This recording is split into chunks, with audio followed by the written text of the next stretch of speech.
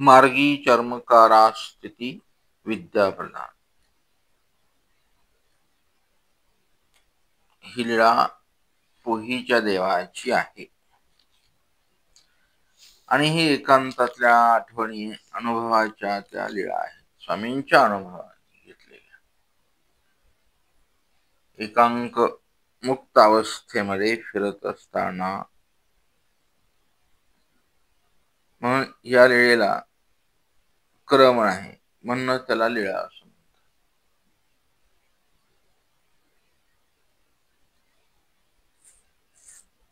जशी आठवल प्रसंगानुसार स्वामींनी सांगितलेली कथा आहे.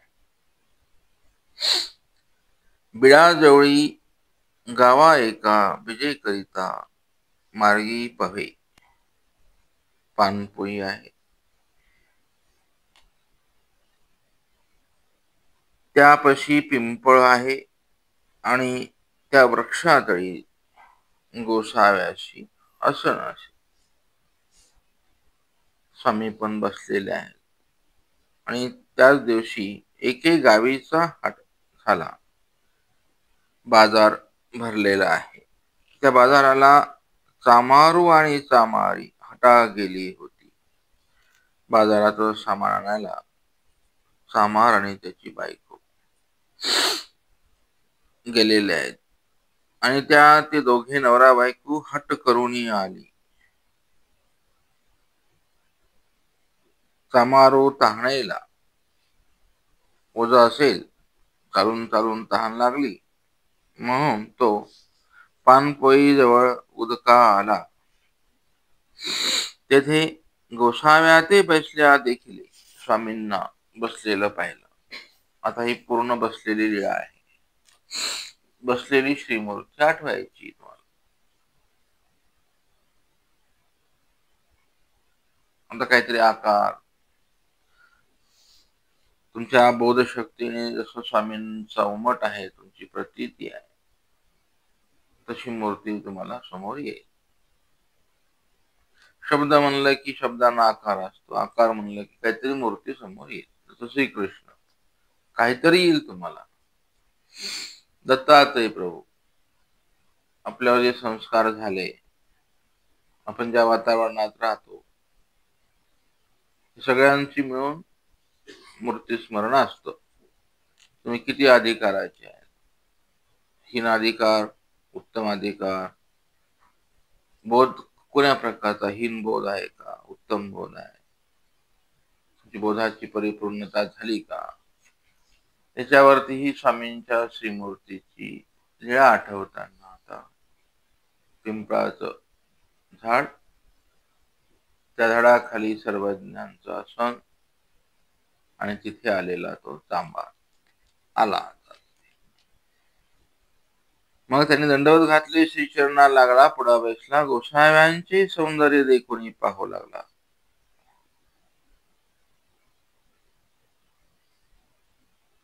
पाहतच बसला तो. पुढ वाटवा सोडिता विनिले. त्याच्या कमरेला सुपारी खाण्यासाठी तो पुढवाटवा आहे, त्याने तो सोडला. त्याच्यामधून सुपारी काढली, अडकिता काढला. जी जी मज विडिया देव येतील, तो चांभार विचारतो स्वामी, म्हणा तुम्हाला विडा देता येईल का?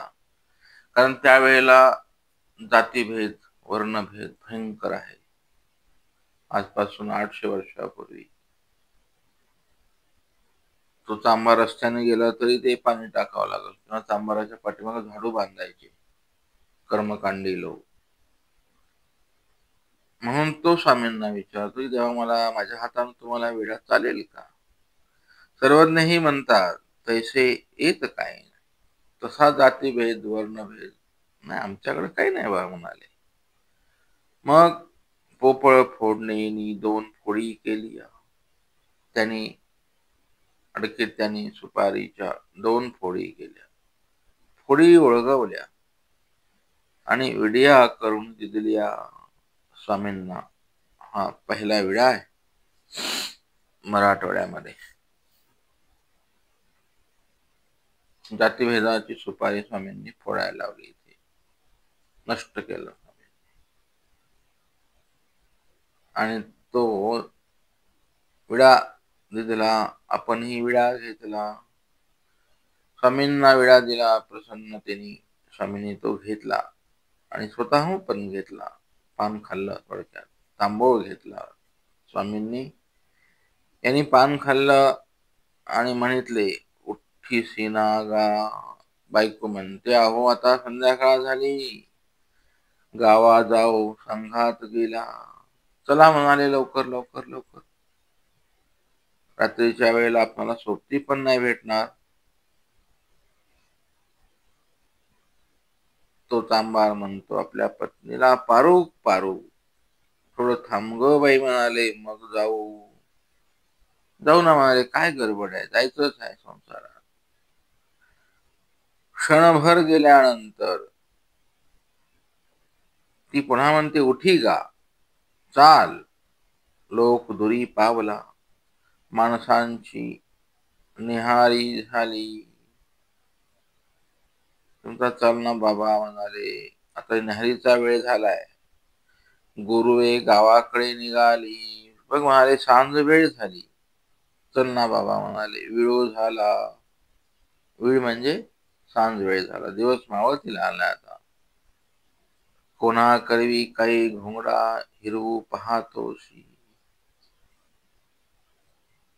कोणी चोर येतील, हे आपलं काही घोंगडा आहे. हिरावू पाहताशी, घोंगड्यात बांधलेलं सामान. हे घोंगडं कुठं आलं वर?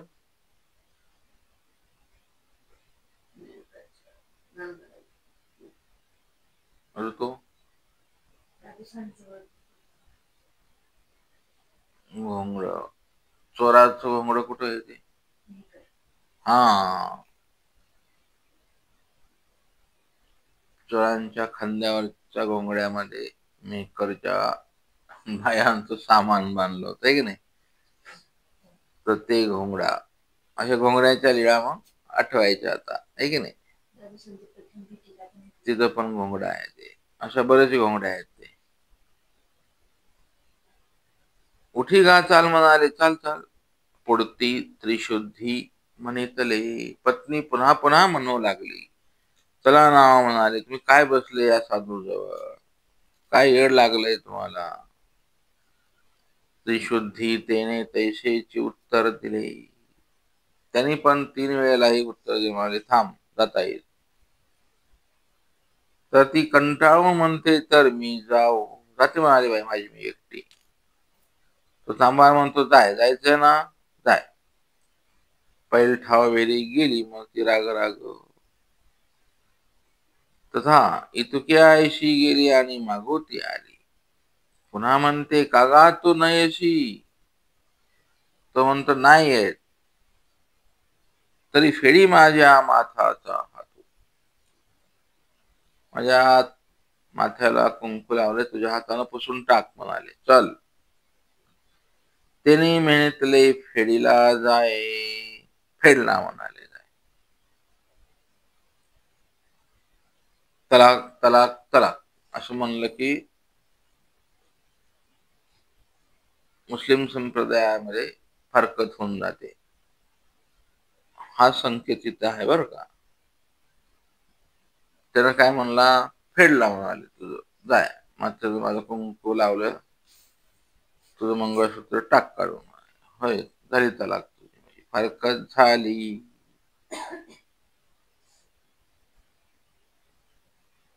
हा तलाक इथे दिसतो आपल्याला.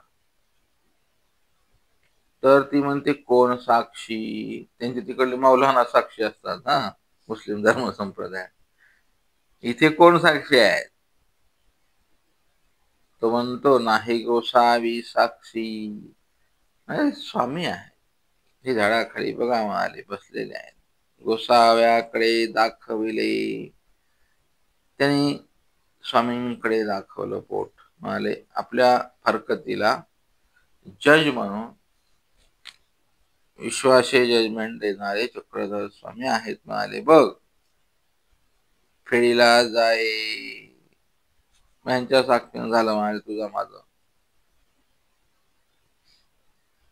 ती म्हणते हा देव हो. ती बाई म्हणते का हो देव हो, तुम्ही साक्षीला आहेत का? स्वामींना ती विचारते. मग स्वामींनी त्यावेळेला भ्रूभंगी श्रीमुकुटे मानिले. स्वामींनी पहिला श्रीमुकुट हलवला. हो हो म्हणाले. मौनातलं बोलणं आहे. मग श्रीमुकुट ऐसा भावी जाई. भ्रूभंग स्वामींचं श्रीनेत्र आठवताना स्वामींनी आता दोन्ही लीळा आठवता येतील तुम्हाला इथे.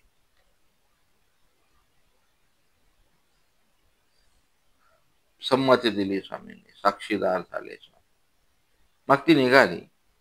गोसावी तया चर्मकारा ते कृपा दृष्टी अवलोकिले. मग स्वामींनी कृपा दृष्टीने अवलोकन केलं. तयाशी गोसाव्यापासून अनुपम्य स्थिती झाली. अशी स्थिती झाली की त्याला उपमाच नाही देता येत. अनुपम्य आहे की नाही. कसे शब्द आहेत चरित्रामध्ये. अनुपम्य.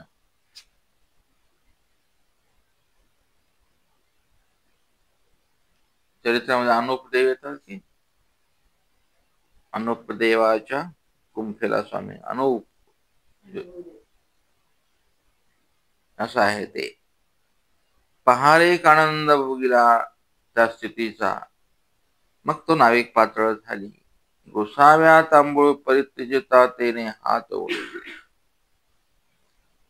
स्वामींचं तांबूळ घेण्यासाठी तो प्रसाद घेतला आणि त्या प्रसादामध्येच विद्या झाली. आता ही तांबूळाची लीळा आहे. तांबूळाचा प्रसाद पण आहे ना आपल्या पंथामध्ये, है ना. स्वामी दररोज तांबूळ घ्यायचे बाईस्वामींकडून. तांबूळातल्या फोडी फोडी स्वामी गेल्यानंतर पीक कोणी देखील डोमेग्रामला ते स्थान पण आहे बघा तिथे. अशा ह्या तांबूळाच्या लीळा तुम्हाला आठवता आल्या पाहिजे. तांबूळाचा प्रसाद नमस्कारताना हा जरी पीडित नसता आला तर तांबूळ दररोजच बायसा द्यायचा ना, विड्या करून फोडिया देती है ना. मग असा हा तांबूळ आठवायचा. तो प्रसाद जसा त्यांना दिला तसा आपणालाही कोण्या काळी देवाने देवा असा भाव त्या लीळेमध्ये. आणि तशी स्थिती पण द्यावी, आनंद द्यावा. स्वामींनी आपणाला आपली ब्रह्मविद्या द्यावी असा हा लीळेचा भावार्थ आपण आपल्या पद्धतीने लावून घ्यायचा. आणि त्या विद्येमुळे काय झालं. मी कवन काही ऐसे देहभाव विसरले. मी कोण आहे, कोण्या जातीचा आहे, मी कुठला आहे, देहभाव विसरला. तेच साधी ब्रह्मविद्या ती विद्या झाली तर हे होतं. आणि ब्रह्मविद्या झाल्यावर देहभाव विसरला पाहिजे पण तो जागृत होतो. असं नाही झालं पाहिजे. ज्ञान भक्ती वैराग्य एका काळाने होतात असं वचन आहे स्वामी. तरच तुम्हाला देहभाव आत्मभाव आहे की नाही असे वेगवेगळे भाव, अपपर भाव, हे आपलं ते तुपलं, हे कसे भाव असतात जीवाजवळ आहे की नाही. हे परक, हे माझं माझं आणि तुझं. हे बोध केव्हा झाला असं समजायचं. जाणीव केव्हा झाली तुम्हाला, जेव्हा हे गेलं की जाणीव होते. समजायचं असं की मला बोध झाला. नुसते 5 स्थळ लीळा चरित्र पाठ करून बोध होईलच असं पण नाही काय. ते आत्मज्ञानही मोक्ष आहे. हे आत्मज्ञान आहे आणि ती विद्येने झालेलं आहे. पिटुकली विद्या आहे ती. इतर ब्रह्मविद्या आहे. एक विद्या ते ब्रह्मविद्या आणि ती स्वामींकडून यायला हवी. ती आली या भाग्यवानाला आणि मग ते लोकी पुरुष होणे वर्तती. तो चांभार लोकांमध्ये शुद्ध साधक पुरुष म्हणून त्यांची कीर्ती पावली. आता पुढे ते विचरत खोलनायकाच्या आंब्याशी आले. तेच ईश्वर पुरुष म्हणून ईश्वरत्वे वर्तू लागले. स्वामींचं वचन आहे बघा, राय ईश्वरत्वे मानिती. अशा विद्यावंताला मानतात का? त्यांचा तो चेहरा पाहूनच लोकांना असा वेद निर्माण. ते आपण तसं निरालंबी अगोदर राहावं लागतं. तुमचा देहभाव, आपण कोणते वस्त्र आहेत आणि हातात काय आहे आपल्या, हे थोडस विचाराचाच गोष्ट आहे नाही का. झोळी असाय हातात तुमच्या. जुन्या काळामध्ये काय राहायचं ते कपड्यांना शिवलेला इथं अडकवायचं सामान घालून. कंथागळ्यात घालतात सामान ठेवायला. काय म्हणतात? गवसणी.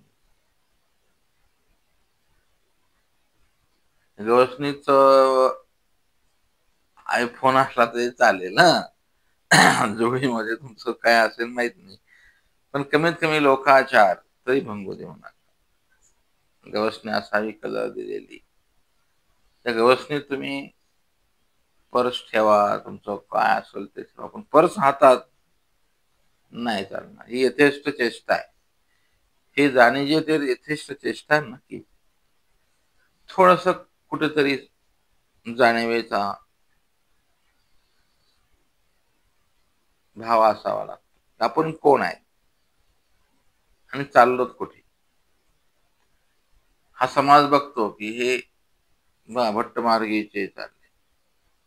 स्मृती काळात पायात उपान एकाच्या दिसला आणि एकाच्या नाही तर म्हणाले जनलोक हा भट्टमार्गीचा नव्हे. आपण ईश्वर मार्गाचे आहोत याची जाणीव ठेवून प्रवास केला पाहिजे जीवनात, आहे ना. ती अपेक्षा आहे कमीत कमी. हे जाणे जे ते यथेष्ट चेष्टा नक्कीच. एक वचनाचं एवढं तरी पालन करावं जीवनामध्ये. आनंद वाटेल स्वामींना.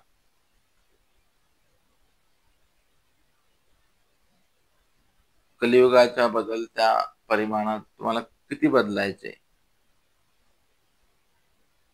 आणि कशासाठी बदलायचे, हे राय ईश्वरत्वे मानतात.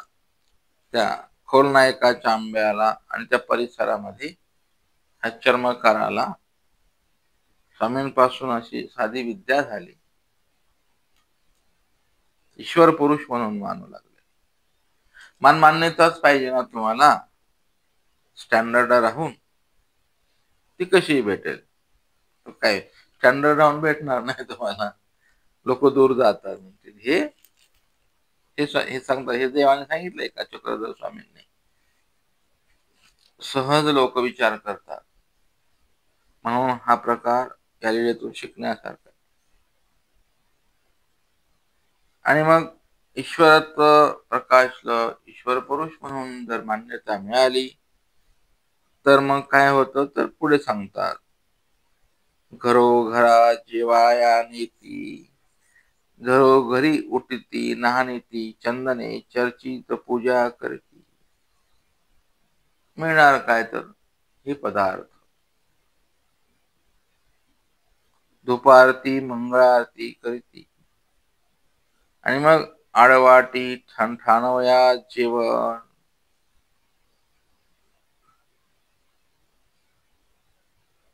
किती छान असेल ते, रांगोळी काढून त्याच्यावर 3 पायाची ठाणोई असते, त्याच्यावर पुन्हा ताटावर पुन्हा झाकण, वा वा. असं जेवण, आणि जेवण झाल्यावर बाजू सुपवतेवरी निद्रा, लगेच निद्रा छानपैकी. ऐसे घरोघरी पूजा होऊ लागली. स्वामींच्या अशा विद्येमुळं पूजा होऊ लागली त्यांची. मनमान्यता अपार झाली. ही सारी गोष्ट आहे. आणि मग एक दिवस एक आपल्या घरा घेऊन गेले सर्वांगी चंदनाची भोवरी, आडे गंधाक्षदा निंबलोन करती. वा वा.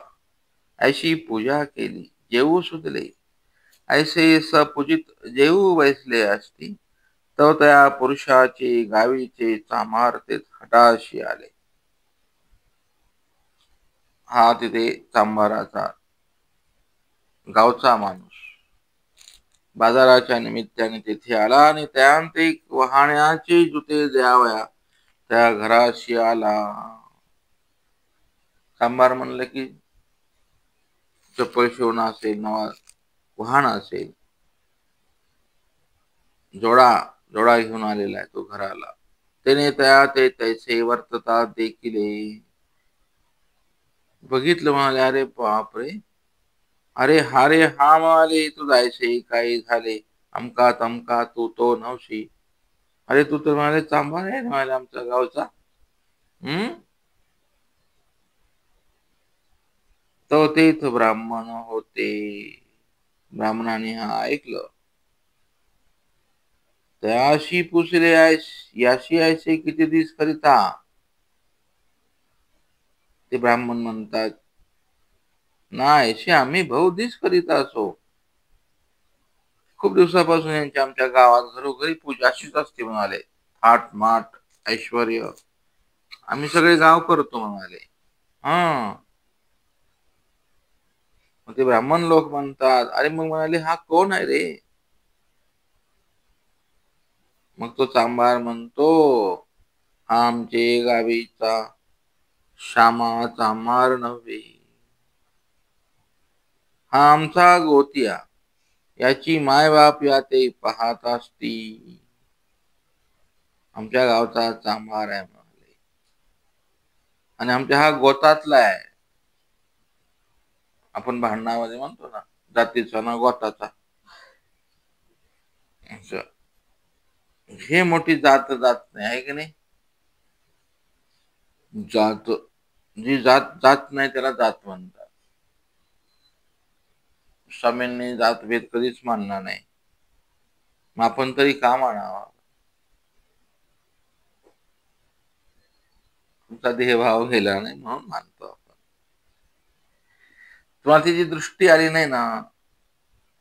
सर्वे भवंतु सुखिनः सर्वे संतो निरामया, ही दृष्टी आली पाहिजे. तर तो खरा आनंद असतो. भुकायलेला पाणी देणं, निराधाराला आधार देणं, अत्यंत भूक लागली तर जेवण देणे, श्रम आहे ना. श्रम निवृत्ती केली, हे वचन जरी कळालं तरी पुष्कळ आहे. पण हे जाणीवेच्या पोटी ती दृष्टी बदलत असते. म्हणूनच देवाने ज्ञान शक्ती दिलेली आहे. हे गेलं पाहिजे आपल्या दृष्टीत.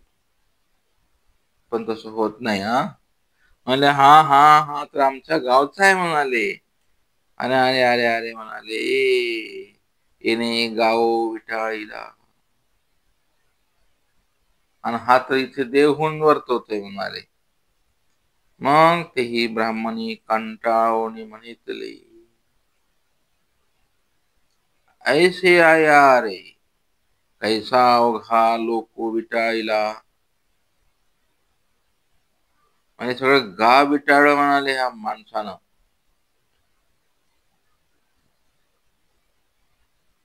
ऐसे येरूपुसे अवघा ही ऐकले. सगळी चर्चा त्या गावामध्ये झाली, आणि अशी चर्चा भरपूर होत असते. कानाला लागायचं आहे का ना, तोंड कानाजवळ घेऊन बोलायचं. असं का बोलणं, असं बोलावं का वाटतं, निंदा का करायला वाटते. जेव्हा लोकांना निंदा का करावी वाटली? ईश्वरीचा विद्यावंत आहे हा. पाप एकच कारण आहे त्याचं, पाप. आपल्या पंथात प्रसव. ह्या लोकांचा प्रसव आला आता, आणि मग ती चर्चा, ते सगळे कानोकान हा चांभार आहे. आमच्या घरी आला, आमच्या इथं बसला, आमच्या बाजीवर बसला, आमच्या ताटात जेवला. अरे अरे अरे अरे, सगळं गाव विटाळलं. ज्या स्वामींनी विकल्प शून्य सांगितलं, हे विकल्प शून्य झालेच नाही सगळे. नाही झाले तर मग आता जाणार काला. प्रसव पिसाळला. प्रसवाचा आता विजय होतो का? म्हणून दररोज साधूंनी प्रसवाशी बोलावं. प्रसव तुमच्याशी बोलेल. कसा आहे?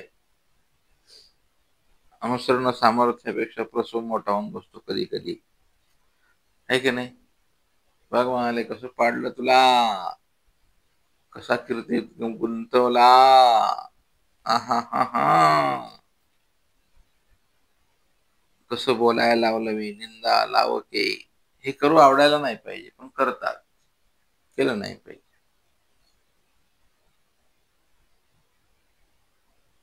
आळंच पाळंच असं स्वामींचे सुंदर विधी वाक्य आहेत, हे की नाही?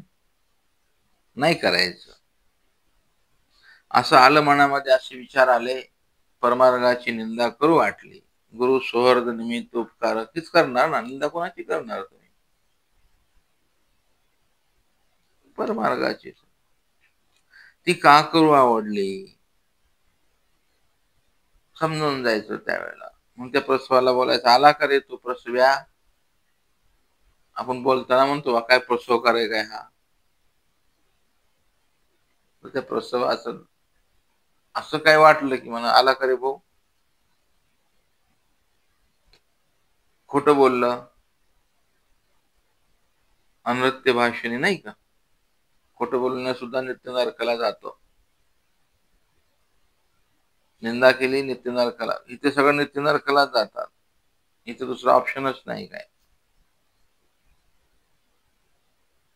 मग हे कधी जाणीव होईल? जाणीवेच्या पोटीच तुम्हाला दिसेल, आला आला माझा प्रसव, आला आला.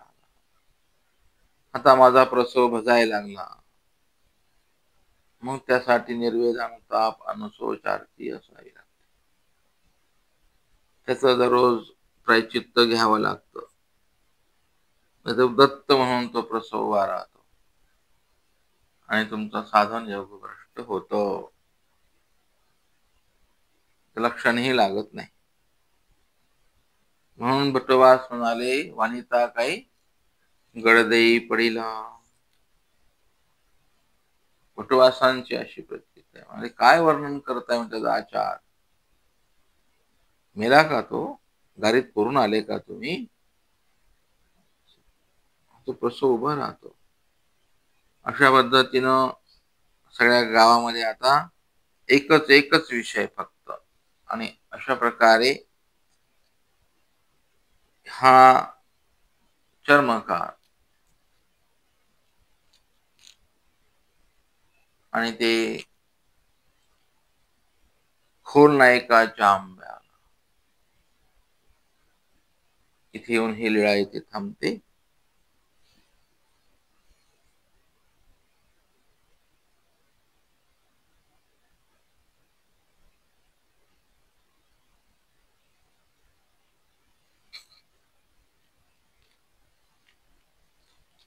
दंड